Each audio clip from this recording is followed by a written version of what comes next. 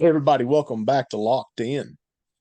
Tonight we're going to talk about one of the hottest topics right now, it seems, in college football, which is Nick Saban's comments, in a roundtable at the U.S. Senate recently, primarily covering the subject of the NIL and a few other issues related really to his retirement and his perception of the landscape of college football at the moment. And before we jump into it, we want to thank everybody who's been tuning in to us. We really appreciate all the views. We really appreciate everybody for helping get us finally pushed over that 500 subscriber mark. We've been trying to get there. I guess the next goal. Let's just get the next 100 and keep on our push upwards. But like as always, we appreciate everybody who's tuned in. We appreciate the comments, the likes. Anything you can contribute to the channel, help us out. Let us know what you want to see. Let us know what you think. We like to hear it. So Chance, we got really.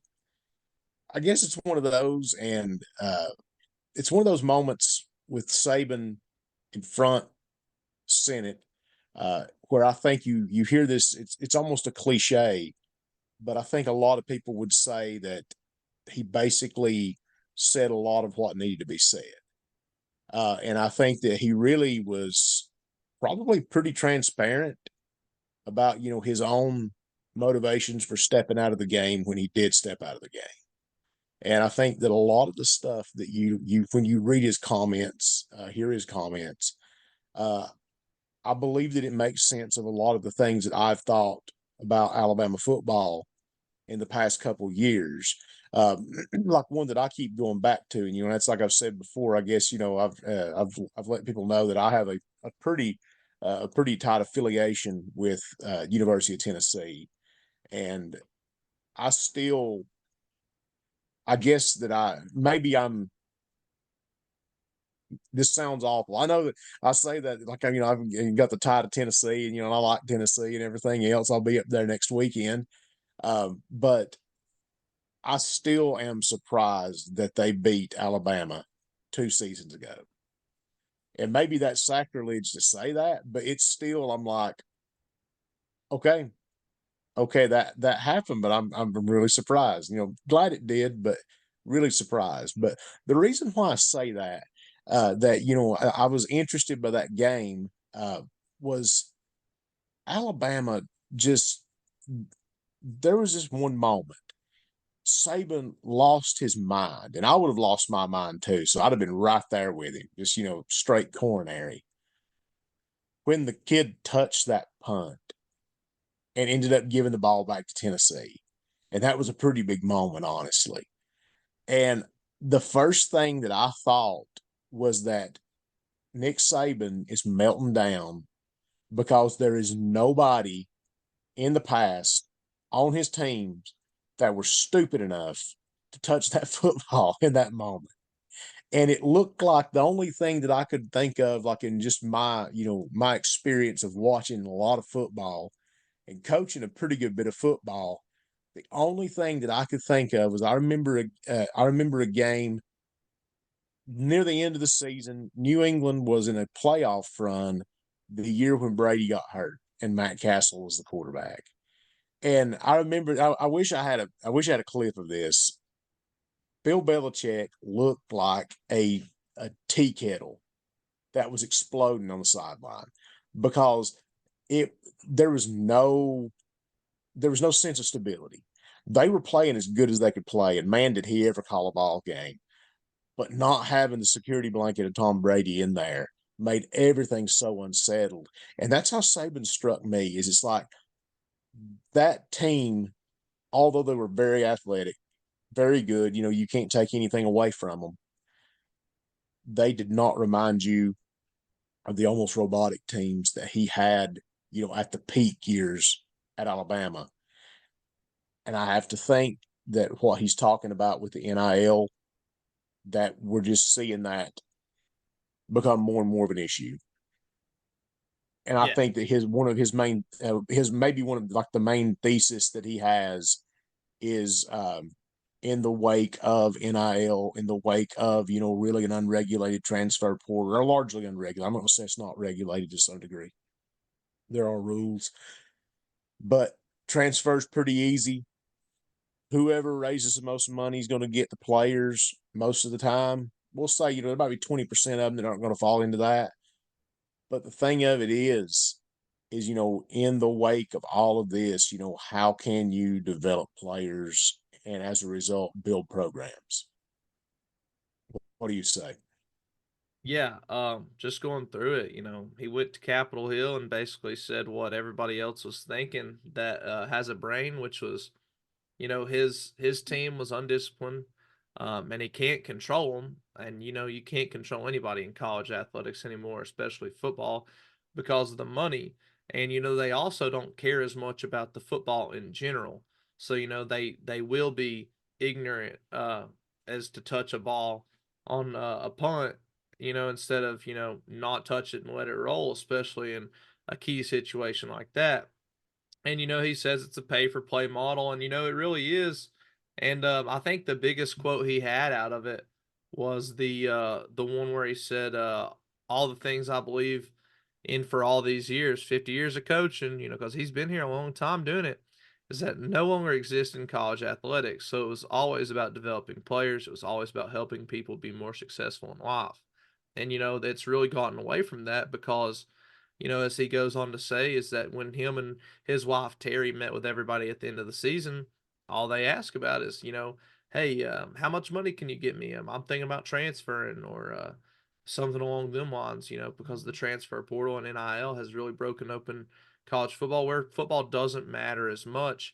And he even reported that 70 to 80% of his returning players wanted assurances of playing time and wanted to know how much they were gonna get paid to come back next year.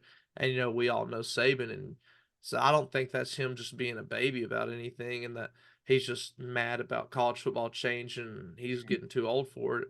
So he actually cares about these kids, and that he thinks this is making the kids, less developed and worse off for the rest of their lives. And um, so I might tend to agree with them just because they're giving them so much freedom, and they're not developing. They're kind of just evolving into a different kind of person at such a young age.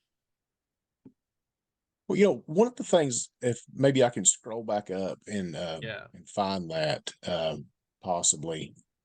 Um, yeah, this big chunk right here, like I honestly think that like if you this section from here, like you mentioned it kind of to paraphrase about meeting with the parents and and talking about what they're going to do with their kids, the impact that that he hopes to have on their life. The same with his wife, who is that if you for the most part, you read biographies of Saban and you find that they're very much a package deal.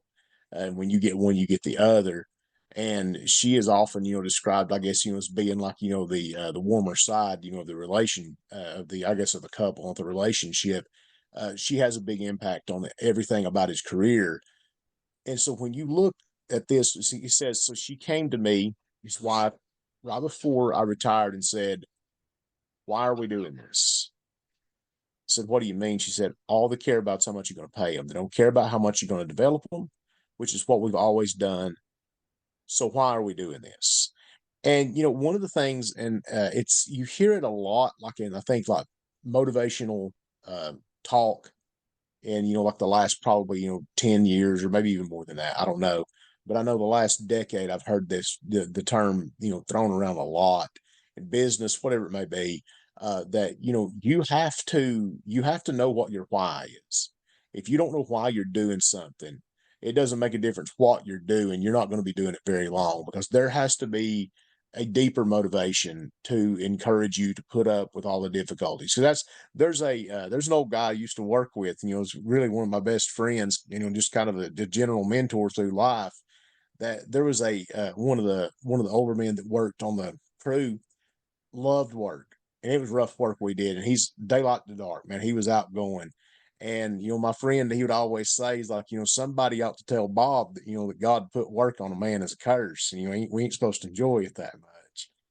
And I think that that's the thing I always think about is it's like there are plenty of days whenever whatever your job is, it will feel like a job.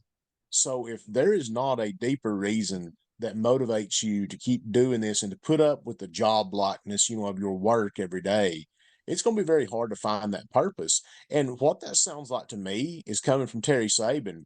That purpose no longer existed, and Nick didn't have an argument to put back because he's like, you might be right. And so, why are we doing this? And I think that as soon as you ask that question, why are we doing this? You're probably about 2 steps from quitting. And that's exactly what happened. It was time to bow out. Um, I don't know. And and the thing of it is it's like I think that when I think even when we maybe if we went back and looked at it, it's been a long time since I've looked at that one. We were one of the first crews that were talking Nick Saban retirement, and the DeBoer replacement. We were the first people, I think, to say anything about DeBoer anywhere, oddly. But the thing that we kept bouncing around was the idea that it's like, this is not Nick Saban being done with football. This is Nick Saban being done with the current model. Because I don't think he's ready to hang it up. But the question is it's like, is he gonna dip his toes in the water of, high school? Maybe maybe he comes takes over, a North Georgia program or something like that and lives at his house in Raven. I don't know. It'd be fun to see him at Towns County or something like that. It'd be pretty cool to see what he could do. Get yourself a small high school program, see how much fun that is. But yeah, I mean I'm interested because I don't think he's ready to give it up. Do you? No, I think he loves football more than anything, especially with development. And I think high school is probably that good place to be. I know, you have less resources and stuff, but then you also get into it where like he could do like an academy type thing or even private school where they can, offer people contracts and stuff. I mean, even Alcoa, we've heard about them for years, offering them their parents' jobs at the metalworking company so kids can move in there in Tennessee. So I mean, there's just little things that these good high school programs, they're going to be able to get you funds and they're going to be able to, get you players that are good. And I think Saban would be great in high school. So he knows more than everything. I mean, the kids might their heads might explode from all the plays and schemes that Saban wants to give to them, but that's another story for another time. But you don't really have to worry with the pay for play, and you can sit there and develop kids and turn kids like actual kids, Yeah. not 19, 20, 21 year olds. You can turn kids into young adults or even adults at that point, with them Yeah. coming from 13 to all the way to 18, 19. So I mean, I think that'd be a good place for him, or even like some academy type thing where he can just do instructional football based things and that's all he has to worry about. So I think that'd be a real good fit for him. Yeah, because I think that I think, I don't know, it's such a tough subject whenever you look at it because the problem of money is always there. And so it's like I think that there's always like if you're gonna be devil's advocate on this, like him, like well, it's really ironic that Nick Saban's talking about these kids getting their money because I mean he's getting his. Yeah. So I mean I get that, I really do, but I don't think that colors the fact that he wants to help these kids and he's about developing them, not just as football players, that he wants them to be better people whenever they leave, his program. And one of the things that I think that has been interesting to see, and in the last say, several years, of him being in Alabama, is that you see much more, I think, of a warmer side to him than what we may have seen, early in his career, and even through his, his early years at Alabama. He could strike you as being like really, just cold, hateful acting. And I mean, I think that's part of it. But at the same time, I think that there's been, no, and if you read, like, I can't remember the guy's name. I hate that I don't remember the name, but just the name of the book is just Saban. um, they kind of go through and talk to a lot of people from his hometown, people who've known him in various circumstances, and he's always really been big about helping people out, and he wants to give people a hand up, and I think that that's who he is. And just because sometimes like you see the persona, because I don't know. I mean, to me, and and we've talked about that a lot, is that I think that whenever you are, whether you're a player, a coach, whatever, um, there's a there's a persona that you develop, around the game. And that's not necessarily who you are as a person. And so we see like coaching and playing is such a public thing, like even at the smallest level, like, tiny colleges, high schools, uh, coaches and players become personalities, at the local level. And with a person like Saban, he's a personality of epic proportions. And so people they expect certain things out of him. He's almost like a character, but that's not necessarily who he is. And so it's so interesting to hear that, instead of him saying, "Oh, by God, if we've got to just spend more money, get the best team, then let's raise more money." Instead, he's like, this is like and it's no insult, to the Ohio State crowd, but this is like the Ryan Day Ohio State at the moment. Uh, Saban literally like they both like, I mean, I guess putting it in philosophical terms is like they both look into the abyss, that is NIL, and Ryan Day and Ohio State say, if we pay them, they will come. And Nick Saban says, you know what? This is bullcrap. I don't know why I'm doing this anymore. Sorry, guys. And walks away from one of the most storied programs, as no doubt, if not the right next to the greatest college coach to ever on the sidelines. That's a strong reaction because that's a lot to give up. And the thing of it is, and I mean, and I can testify to that. Uh, you can be, you can love a place to the point that it makes no sense for you to care that much about it. And I almost think that, like, I can see Saban being in the position where that man loved Alabama. I mean, he had to. I mean, they just, sunk his whole life in there. That was, I mean, it's almost like a ministry. I mean, almost like what he and his wife were doing. And just all of a sudden, you're like, you know what? This is not even the same thing. This is not even the same place. These are not even the same kinds of people. I don't know how to communicate with you anymore. I come in here and I talk to you about being a better man. And you say, so, I mean, somebody over here says they can give me $2 million, and you think you can give me $3 million. How are you going to talk to somebody? Yeah, that's two different conversations. I mean, it's almost like you're just, two trains going opposite ways. You cannot have that conversation with that person. Whenever you're talking about, hey, like, you need to, straighten your life up. You need to think about, where you're going to be in 5 years. What are you going to do when football runs out? It's like, well, I don't know, but, $500,000 more might keep me here. I mean, you're just sitting there and it's like, dude, I can't do this anymore. Like this is, I mean, it's almost like, the lunatics running the nut house. And I feel like that's probably what Saban thought. And I mean, it's hard to presume like what somebody or assume, what somebody thought, but I think it's how he felt. And I get Yeah. that. Yeah. I mean, But it's tough off. so, I mean, what else? Let's go go a little deeper, here with this and see what else, we can, we should point out. Let's see. Yeah. This is a great one here that, and I think that like it's very easy. I can see how it would be very easy to like throw some real shade on this. This isn't the spirit of college athletics. Um, but I think he's right. I mean, I really do think that he's right. It's just like you mentioned before, like you'll have the say you have a powerhouse football team in high school that has the ability to uh, to drag people in. Uh, they got the big business that like everybody there just so happens their son's like a 4-star recruit, just wound up there, like Christ spoke to their hearts and they moved wherever. Yeah, like Well, Randall Cobb. and so yeah, and so my thing always is, and I think back to one, and I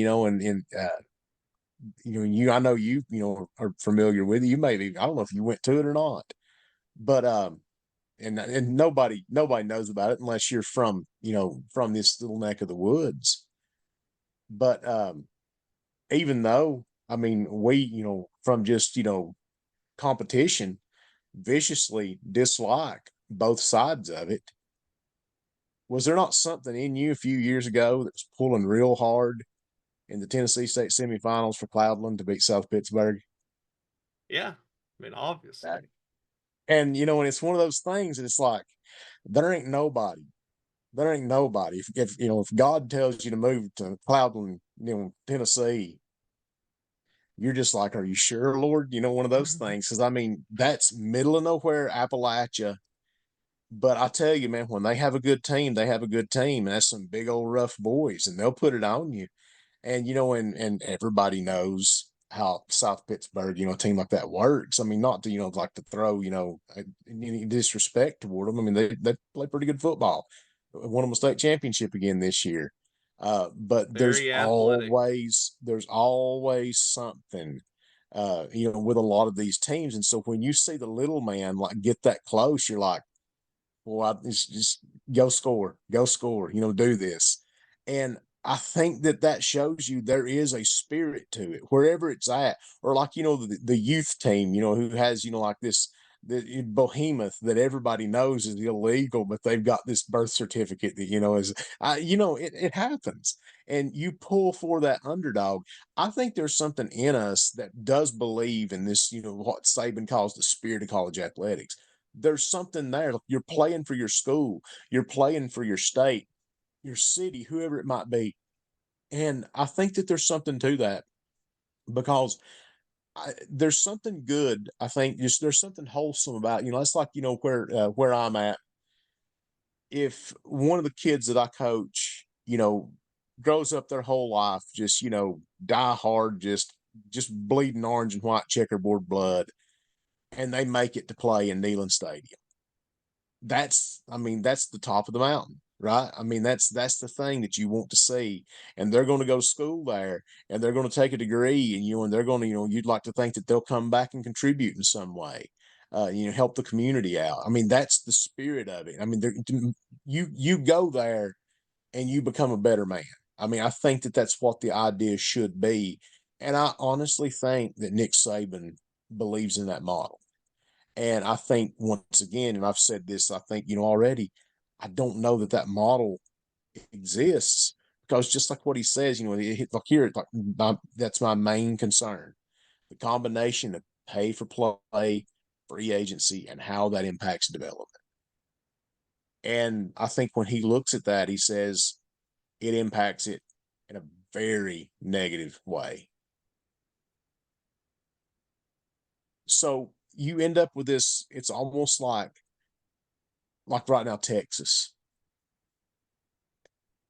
That's like one of the cool places to be. And I mean, if I'm being honest, I don't see it. Um, I think that if I were a top flight athlete, I don't think I would go to Texas. I would find someplace else to be, but that's where they're at. I mean, maybe they got cool uniforms. I don't know what they got. Maybe they offer you a Lamborghini to come play there. I don't know. Whatever it may be. But the thing that gets me is like, is that not just, are we not seeing the beginnings of the all-star team problem in college football? I mean, it sounds like it. I mean, pay for play, I mean, that's basically what it is. It's the same thing as getting, three superstars in basketball when they started all that. It's the Yeah. same exact thing. It's just paying to have a better team and being able to win easier, pretty much. So that's what it's come down to. So And I don't even know if there's much more that can be said about it because I mean that's just simply no, what it is. that's the model that it is. And and when I look at that, like what I wonder about, because you know, there's a lot of times like whenever like I think about the NFL, I always, even though I don't watch the NFL closely at all, and I haven't in a while, I don't really know why. I guess it's just, it just hasn't really piqued my interest as much as it used to. But I'm always fascinated by going on ESPN.com and looking at the scores. They are so close. It's always amazing. Like there'll be this one team that's like the woe be gone, and they're just like, I mean, everybody's just stomping their guts out. I mean, it's just their eyeballs beat shut every Sunday. But the thing that will happen is ultimately they'll get their head out of their tail. They'll make front office adjustments, they'll make coaching adjustments, and they'll get them some players. And the next thing you know, they're walking back into the fold, and somebody else is the new, I guess, whipping boy. The but the thing of it is in the NFL, there's a lot of parity. They work to have a good product. And now there are teams that lose. I mean, that's just like, we're down here in Falcons country. Woe be unto Falcons fans. It just doesn't work out. I mean, that's, the thing I've always said, the thing my daddy before me said is he's like, just hold on. It's just a typical old Falcons, and it is. But some years they're good, some years they're bad, but they're usually like in the middle and they're fairly competitive. They're, most years they're not going to be, like a deep playoff team. Some years they're not even going to be a playoff team, but other years they are. And so they're kind of like in the middle. Like, I mean, they're everything's like B grade, like B minus. That's what the NFL runs on. And you look at those scores, many of them are often separated by 10 points or less. That's a good product. Okay, now the thing I've always liked about college is stupid stuff happens. You will see like something crazy take place. Like, I mean, even going back with Nick Saban, I still remember watching when Michigan State beat Ohio State. I still remember to this day sitting in my grandmother's living room watching that on a big old one of those big box console TVs, just thinking like, there's no way this is happening. No way this is happening. By God, it did happen. And so it was such an upset at the time. And I think back, there was a time whenever this was back when Mike Bellotti was with the Oregon Ducks. This is, whenever they were on their real like rise to prominence. They were pretty well known. But I remember one time watching this in the old Sports South for whatever reason carried Pac-10 games at the time late, and Oregon was playing Oregon State, and I remember watching it, and my daddy came through the house and he said, "Who in the world's that?" And I said, "Oregon and Oregon State." And he said, "What are they called?" And I said, "The Ducks and the Beavers." And he said, "Turn that off." He's like, "Who in the world wants to watch a game between teams called the Ducks and the Beavers?" And I'm like, "It's actually a pretty good game." And you could just tell it was pure poison. Oregon State hated Oregon, and Oregon hated Oregon State. It was like two different worlds. That doesn't really happen much in the NFL, I don't think. And then it just so happened Oregon State pulled off the upset, and like the whole world melted. I mean, like right there in that moment, it was such an ordeal. Or you think, like in our neck of the woods, Georgia Tech. When Georgia Tech can beat Georgia, man, it is something else. I mean, Atlanta is nuts. I mean, and Athens is like, on suicide watch. It means that much. But here's the thing: is that going to stay for long? Like, are those rivalries going to be the same whenever it's? Because here's the deal. Now I know, like, you just take Georgia Tech. I have no doubt in my mind that there are plenty of very, very, very rich people that Georgia Tech has produced. But do you think that Tech can throw down the same kind of money as, say, like a Georgia or an Ohio State or an Alabama or a Texas? I don't think they can. And so, does not this whole idea of pay for play ultimately mean that, let's, like right now, Georgia Tech has a good quarterback? And he is, I mean, and it's not like good for Georgia Tech quarterback. He's a good quarterback, and he really led that team. And he's coming back next year, and they got a lot of weapons coming back. Well, let's say he's a sophomore. He's just, I'm not sure what his rank is right now, but let's just say theoretically he is a sophomore, and he comes out and he just smokes it junior year. Let's say they do beat Georgia. Well, then let's say that somebody comes calling and says, "Hey, we got $3 million for you. Would you like to come join our football team?" Can Georgia Tech feasibly keep that guy at that price? Now, they could, but that would be everything probably they got. I don't know what Tech's NIL fund looks like, but I'm betting that it's not as much as an Ohio State fund If or a Ohio Texas State fund. had to pay, 10 million just to keep their roster, $3 million's a lot at Georgia Tech. Like that is a Yeah, lot. that's a lot of money. And I have to believe that like there are so many schools that have made college football interesting. Maybe they're not the perennial national championship teams. There aren't many of those. Even like in my lifetime, I'm going to turn 42 in May, and I don't have to take off my shoes to count the teams that really have been in that picture.